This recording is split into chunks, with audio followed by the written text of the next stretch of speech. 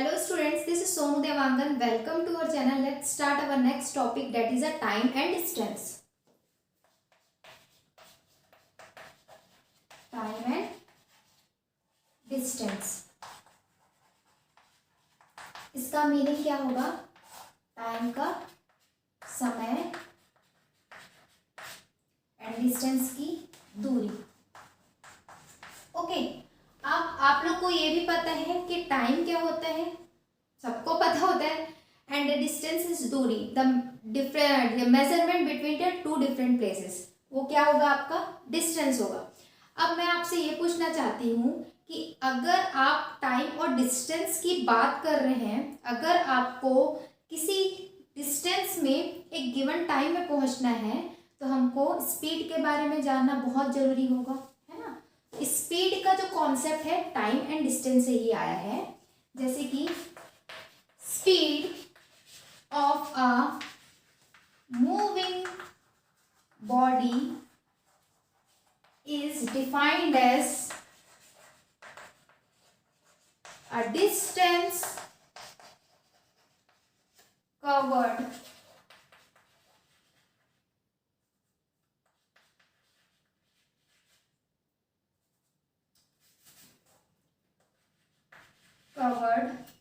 by it in given time.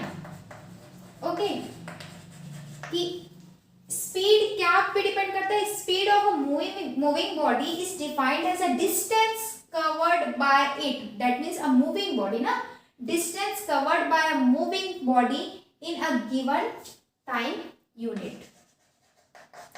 Okay, या फिर इसको यूनिट टाइम भी बोल सकते हैं. अब इस डेफिनेशन से आपको क्या मिल गया है? Speed is equals to distance upon time. Speed is equals to distance upon time. अब मैं आपको ये बताना चाहती हूँ, to cover a certain distance in a given time we should know about speed. अगर हमें किसी डिस्टेंस को किसी गिवन टाइम में कंप्लीट करना है, पार करना है, तो हमें स्पीड के बारे में पता होना चाहिए. और साथ ही साथ टाइम और डिस्टेंस से रिलेटेड जो प्रॉब्लम्स हैं उसको सॉल्व करने के लिए हमें स्पीड का कॉन्सेप्ट जानना बहुत ज़रूरी है. तो हमको पता है speed is equals to distance upon time होता है. इसी को रिड्यूस करके और कौन कौन से फॉर्मूला हम बना सकते हैं, देखिए. दैट इज, इसी को ही हम distance is equals to speed into time कर सकते हैं. And we have one more formula, that is time is equals to distance upon speed. Okay, time is equals to क्या हो जाएगा? डिस्टेंस अपॉन स्पीड होगा. अब यहां पर ये बोल सकते हैं कि ये तीनों रूल्स की हेल्प से हम क्या कर सकते हैं, स्पीड से रिलेटेड जो कॉन्सेप्ट है, उससे रिलेटेड जो प्रॉब्लम्स है, उसको हम सॉल्व कर सकते हैं. अब इसके जो केसेस हैं, डिफरेंट केसेस मैं आप इसके से रिलेटेड केसेस के बारे में डिस्कस करना चाहती हूँ.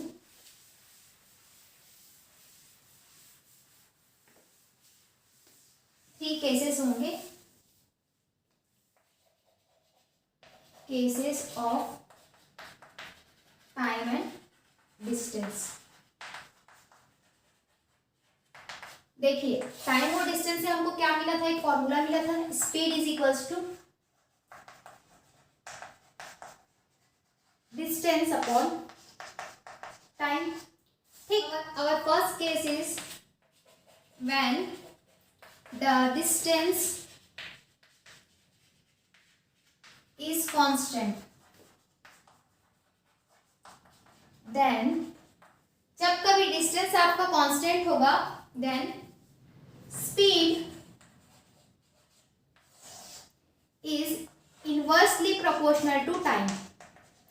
Okay, then we will get speed into time is equals to constant, or we can say that s1 t1 is equals to s2 t2. क्योंकि आपका क्या है, डिस्टेंस तो फिक्स है, तो अगर आपका स्पीड वैल्यू जो गिवन है तो वो उसका अपोजिट होगा टाइम के. तो टाइम अगर है स्पीड के, तो overall speed into time is equals to 1, so s1 t1 is equals to s2 t2 होगा। सेकेंड केस आपका होगा when the time is constant. जब कभी आपके पास टाइम कांस्टेंट होगा then speed is directly proportional to distance. So from here we can say that s1 upon d1 is equals to s2 upon d2। ठीक है, यहां से आपको क्या मिलेगा, s1 upon d1 is equals to s2 upon d2, और we can say that speed upon distance is equals to constant. Okay, ये हमारा सेकेंड केस है। अब हमारा थर्ड केस देखिए, when the speed is constant then, जब कभी आपका स्पीड कांस्टेंट होगा तो क्या होगा, time is directly proportional to distance. Time is directly proportional to distance.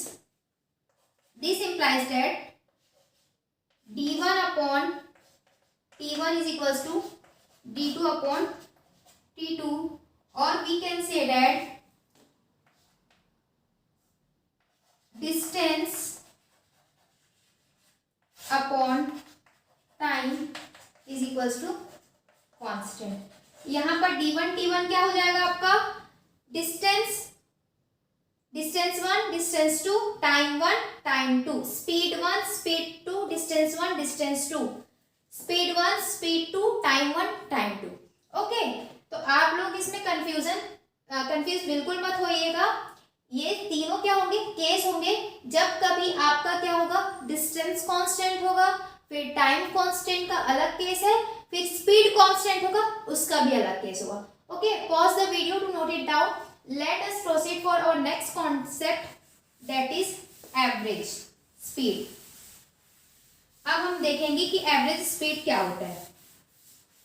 Okay, सी, अब हमको पता है एवरेज का कॉन्सेप्ट क्या होता है। एवरेज इज इक्वल्स टू, जितने भी आपके पास वैल्यूज होते हैं, the sum of all values upon total number of values, total numbers of values is the average of given conditions। जितना भी आपके पास जो एवरेज निकालना है उसका, उसी तरह से स्पीड क्या हो जाएगा, स्पीड का आपके पास सिंपल सा कॉन्सेप्ट है, हमें इसमें एवरेज स्पीड निकालना है। एवरेज स्पीड, तो हमको पता है कि स्पीड क्या होती है, speed is equals to distance upon time. तो एवरेज स्पीड क्या होगी, average speed is equals to total distance upon total time. अब देखिए, आपको एवरेज स्पीड निकालने के लिए अलग अलग डिस्टेंस पे अलग अलग टाइम होना बहुत जरूरी है। तो यहां पर हम पहले कंसीडर क्या करेंगे, let d1 d2 dash dash dash dn are distance at t1 t2 dash dash tn time respectively. अगर आपके पास इस d1 d2 dn के अगर आपके डिस्टेंस है at the time t1 t2 dash dash tn time respectively, मतलब d1 के लिए t1 टाइम है, d2 के लिए t2 टाइम है, dn के लिए tn टाइम है, अलग अलग डिस्टेंस पे अगर अलग अलग टाइम है, तो ऐसे सिचुएशन के लिए ही हम एवरेज स्पीड निकाल सकते हैं। तो एवरेज स्पीड क्या हो गया, total distance upon total time. That means d1 plus d2 plus dash dn upon t1 plus t2 plus dash plus tn. ठीक है, total distance upon total time. अब हम इसके बाद इसके केसेस पे डिस्कस करेंगे. अब केसेस पे सबसे पहले हम कौन से केस के बारे में बात करेंगे? जब कभी आपका डिस्टेंस अलग अलग हो और जो टाइम है वो सेम हो. मान लीजिए आपका केस 1 है, when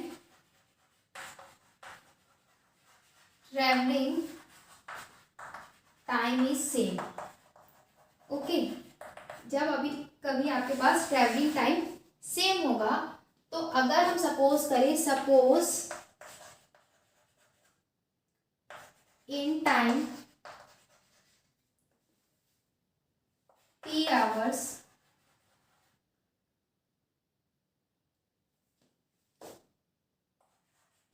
it travels x kilometre per hour. मतलब कि t आवर्स में x kilometre per hour travel कर रहा है. Suppose a person in t time hours he travels x kilometre पर hour and in next t hours he travels y kilometre per hour. This is the speed of the vehicle of the given person, है ना. उस person के vehicle का speed है. वहां पर बोल रहे हैं कि टी आवर्स में उनने x किलोमीटर पर आवर की स्पीड से ट्रेवल किया और नेक्स्ट टी आवर में y किलोमीटर पर आवर की स्पीड से ट्रेवल किया. तो यहां पर से आपका डिस्टेंस 1 आपको क्या मिलेगा? x kilometre per hour into T R, तो आपको मिल गया xt किलोमीटर. ओके, डिस्टेंस 2 क्या होगा? y किलोमीटर पर hour into t hour is equals to yt kilometre. और आपका टोटल टाइम क्या है? Time, total time is equals to t plus t, that is 2t hours. Okay, और यहां पर आपका टोटल डिस्टेंस क्या हो जाएगा? Total distance travelled is equals to xt plus yt. तो आपका क्या हो गया? Average speed is equals to xt plus yt upon 2t. That means if we take t common, we have at last x plus y by 2, and this is your average speed. Okay, जब कभी आपका time क्या होगा? Same होगा, travelling time is same, then average is speed is equals to x plus y by 2. अब हम case 2 के बारे में डिस्कस करेंगे. केस 2 में आपका क्या होगा? When the distance is same. जब कभी आपका क्या होगा? डिस्टेंस सेम होगा. Case 2 when the travelling distance is same. Okay, आपके पास क्या है? ट्रैवलिंग डिस्टेंस सेम है. Then if a person travels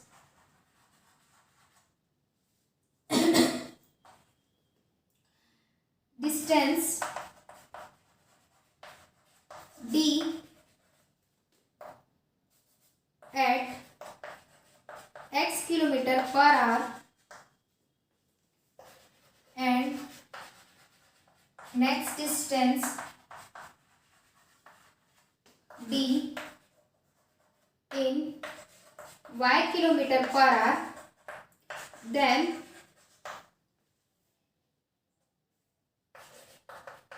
average speed is equals to what? ऐसे केस में एवरेज स्पीड क्या हो जाएगा आपका? Total distance upon total time. Total distance आपका हो जाएगा d plus d, I am writing the rule first, total distance travelled upon total time taken is equals to d plus d, और यहां पर आपका क्या हो जाएगा? Time is equals to what होता है? Time is equals to distance upon speed. ठीक, यहां पर आपका स्पीड कितना है? x for d1, d by x plus d by y, ये आपका टाइम हो गया total. So you will get 2d upon, if we take d common, we have x 1 by x plus 1 by y. So at last we have 2d upon d into x plus y by xy. So d and d will be cancelled. At last we have 2xy upon x plus y. And this is your average speed when distance is constant, or we can say that distance अगर आपका same होगा तो आपका average speed हो जाएगा 2xy upon x plus Y. ये आपका क्या हो गए? टू केसेस किसके? एवरेज स्पीड के। चलिए अब मैं इसके बाद आपको एक बहुत इंपॉर्टेंट कॉन्सेप्ट बता रही हूँ। जैसे कि हम जनरली क्वेश्चन सॉल्व करते हैं तो कुछ टर्म आपके क्या होंगे? किलोमीटर्स में होंगे, कुछ टर्म आपके मीटर्स में होते हैं। तो ऐसे टर्म को क्या करना है? फर्स्टली आपको किलोमीटर को मीटर में और मीटर को किलोमीटर में सॉल्व करने की कोशिश करनी चाहिए, क्योंकि उसके कारण हमारा क्या होगा? सॉल्यूशन फिर लास्ट में खराब नहीं होगा। See 1 kilometre is equals to 1000 metre, 1 hour is equals to 60 minute. तो मैं आपको ये बताना चाहती हूँ कि कैसे हम एक किलोमीटर को मिनट, जैसे कि अगर आप स्पीड की बात करें तो स्पीड आपकी उसकी ऐसा यूनिट क्या होगी? या तो किलोमीटर पर आवर होगी या तो मीटर पर सेकंड होगी। ओके, किलोमीटर पर आवर और मीटर पर सेकंड। तो यहाँ पर 60 minute is equals to 60 into 60 second. ठीक, तो कैसे हम 1 किलोमीटर पर आवर को मीटर पर सेकंड में कन्वर्ट करेंगे? That means 1000 metre upon 60 into 60 second. तो यहां से आपका 0 0 कैंसिल हो गया 2 टाइम्स, आपको मिल गया दिस इज 3 सा एंड दिस इज 5 सा। So you will get 5/80 metre पर सेकेंड। तो अगर आपको किलोमीटर से मीटर में जाना है तो आप सिंपली क्या कर दो? 5/18 से मल्टीप्लाई कर दो मीटर पर second. And if you wants to go from metre पर second to kilometre, multiply 5/18 to convert given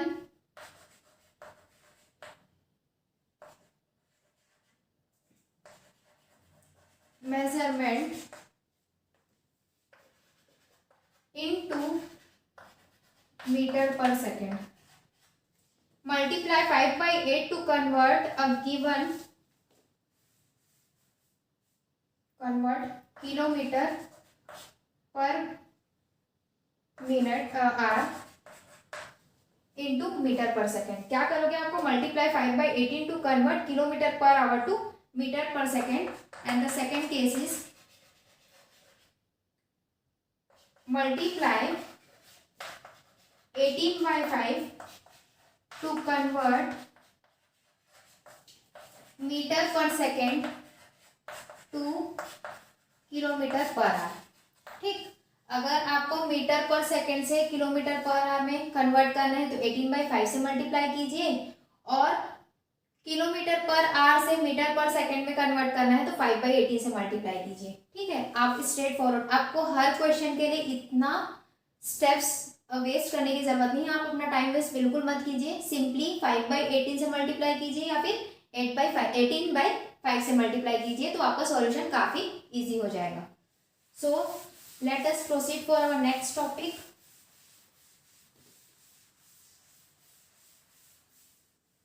Our next topic is relative speed. Relative speed.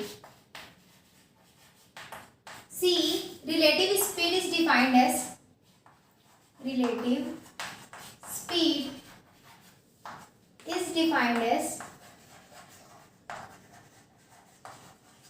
the speed of moving object with respect to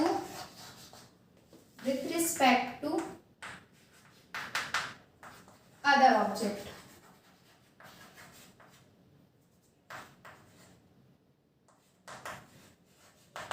okay, relative speed क्या होगा? एक moving object का relative speed हम किसके साथ comparison कर सकते हैं? अगर कोई और ऑब्जेक्ट है, मान लीजिए, हम रिलेटिव स्पीड तभी बता सकते हैं जब दो ऑब्जेक्ट साथ में क्या हो, मूव हो रहे हो, या तो एक ऑब्जेक्ट स्टेशनरी है दूसरा मूव हो, है ना, या तो दोनों ऑब्जेक्ट अलग अलग डायरेक्शन में मूव हो। At that case we can find the relative speed, उन दोनों के बीच का मिलता हुआ स्पीड। ठीक है, तो चलिए देखते हैं रिलेटिव स्पीड के केसेस क्या होंगे। We have 3 cases of relative speed, 3 cases of relative speed. Okay, आपका फर्स्ट केस है। इस फर्स्ट केस में क्या होगा, आपका जो फर्स्ट ऑब्जेक्ट और जो सेकेंड ऑब्जेक्ट है, object 1 and object 2 same direction में मूव हो रहे हैं। When the 2 objects moving in same direction, then we can say that then relative speed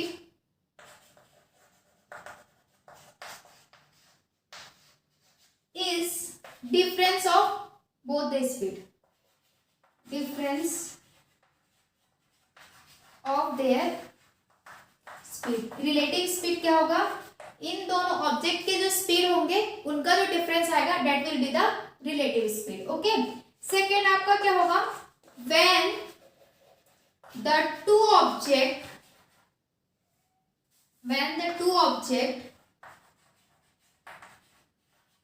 moving in different directions,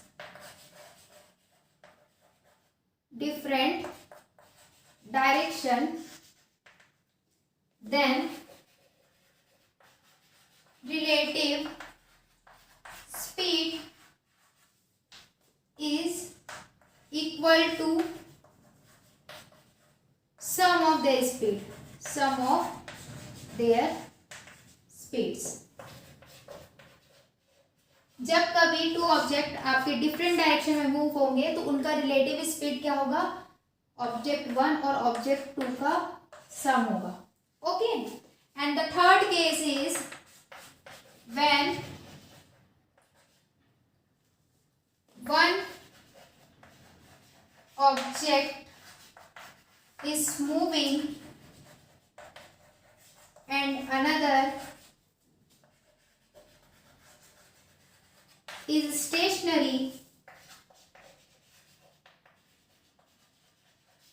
then relative speed is equal to the speed of moving object।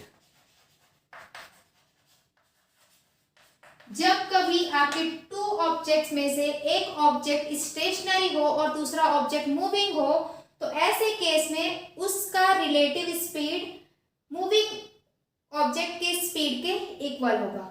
तो यहाँ पर 3 cases हो गए। First case में आपका क्या होगा, two objects move कर रहे हैं मगर सेम डायरेक्शन में, तो उसका रिलेटिव स्पीड दोनों की स्पीड का डिफरेंस होगा। Second case, when two object are moving in the different direction then the relative speed is equals to the sum of their speed. And the third case is when the two object moving in the when the two objects are there but one object is moving and another object is stationary, एक object move कर रहा है और दूसरा object क्या है, stationery है। ऐसे केस में उनका रिलेटिव स्पीड क्या होगा, the speed of the moving object. Okay, then अब हम इससे रिलेटेड रूल्स के बारे में पढ़ेंगे कि ऐसे क्वेश्चंस को सॉल्व करने के लिए क्या क्या रूल्स लगेंगे जो हमारे प्रॉब्लम सॉल्विंग के लिए हेल्प करेंगे। Okay, pause the video to note it down.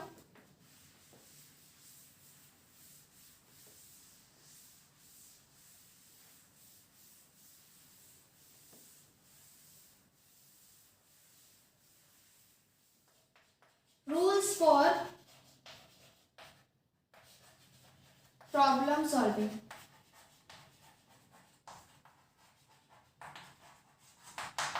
Okay, तो आपका फर्स्ट रूल क्या होगा, distance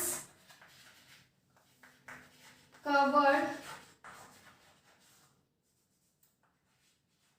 by a moving object of x kilometer, x meter long, we can say that it is train etc। एक train अगर move हो रहा है जो x मीटर लॉन्ग है, अगर वो पास करता है, passing any stationary object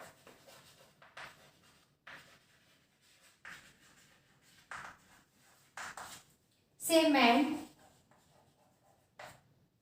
lamp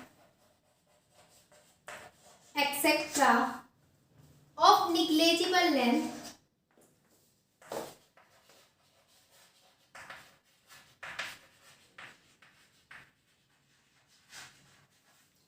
is x meter।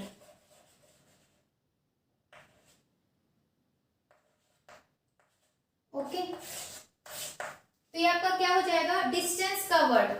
अगर ऐसा केस आ रहा है जब कभी कोई मूविंग ऑब्जेक्ट किसी एक स्टेशनरी ऑब्जेक्ट को पास करता है और वो स्टेशनरी ऑब्जेक्ट अगर मैन, लैम्प या निग्लेजिबल लेंथ के हो, तो उनका बीच का जो डिस्टेंस होगा क्या होगा, x मीटर होगा। सेकेंड केस आपका क्या बोल रहा है, डिस्टेंस, जैसे कि अगर कोई मूविंग ऑब्जेक्ट एक पर्टिकुलर डिस्टेंस को क्रॉस कर रहा है, ठीक है, लेकिन वहां पर स्टेशनरी ऑब्जेक्ट क्या है, पासिंग थ्रू स्टेशनरी ऑब्जेक्ट, और स्टेशनरी ऑब्जेक्ट अगर आपका ब्रिज है, आपका प्लेटफॉर्म है, तो उनके बीच का डिस्टेंस क्या होगा, the distance of the moving object and also the distance of a stationary object. Stationary object का डिस्टेंस क्या है, मान लीजिए अगर मूविंग ऑब्जेक्ट का डिस्टेंस x मीटर है और स्टेशनरी ऑब्जेक्ट का y मीटर है, तो उनके बीच का डिस्टेंस क्या होगा, x plus y metre. Distance covered by a moving object of x meter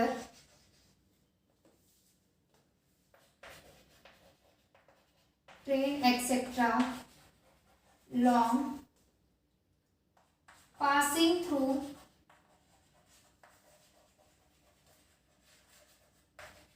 any stationary object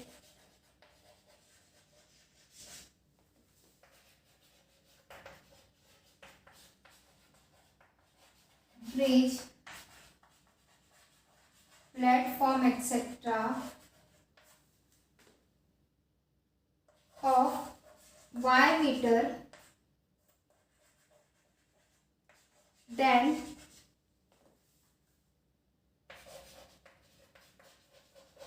distance is x plus y metres. Okay, यहाँ पर आपका क्या होगा, distance x plus y metre होगा। आपका थर्ड केस क्या होगा, when two objects are moving in the same direction और डिफरेंट डायरेक्शन। अगर दो ऑब्जेक्ट अगर किसी भी सेम डायरेक्शन में मूव करे या डिफरेंट डायरेक्शन में मूव करे ऑफ डिफरेंट स्पीड और डिफरेंट स्पीड, अगर वो टू ऑब्जेक्ट डिफरेंट डायरेक्शन में या सेम डायरेक्शन में मूव करे डिफरेंट स्पीड के साथ, तो आपस में कब वो एक दूसरे को क्रॉस करेंगे या फिर कब वो एक दूसरे से मिलेंगे, ये टाइम को कैसे हम मेजर करेंगे, तो उसके लिए टाइम क्या होगा, time is equals to sum of their length upon relative speed. Okay, when the two moving object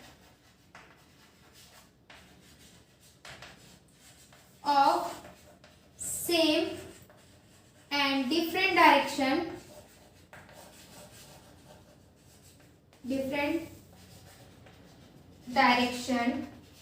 different को हम अपोजिट बोल सकते हैं, opposite direction at speed of a meter per second and b meter per second respectively are